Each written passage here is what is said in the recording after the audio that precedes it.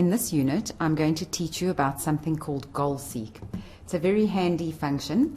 It actually works an answer out for you. So, for example, in this particular one where I worked out the monthly payment of $13,981, let's say I could afford $15,000. So if I say to Excel, change the monthly payment to $15,000 by adjusting my principal amount. In other words, what could I afford for $15,000? And so let's go into our data, into our what if analysis, and there's something called GoalSeek here.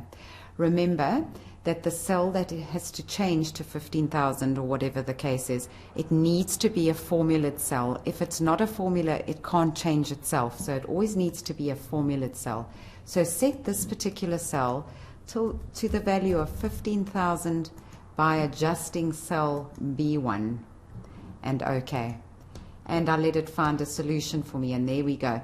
It's now changed the principal amount to 1.6. So for 15,000 at these variables, I can afford 1.6 million instead of 1.5. We could also use this with net present value. So for example, let me just change this here to B8. That was our original answer there. That, in other words, our net present value was 1,035.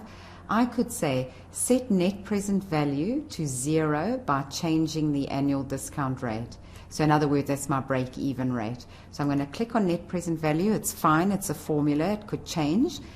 Go to data, what if analysis, GoalSeek. So I'm going to set that cell, the net present value, to 0 by adjusting my interest rate or my discount rate over there, and OK.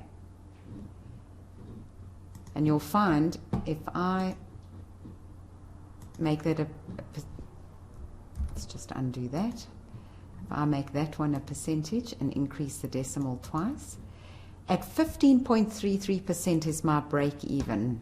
So it's net present value zeroes out.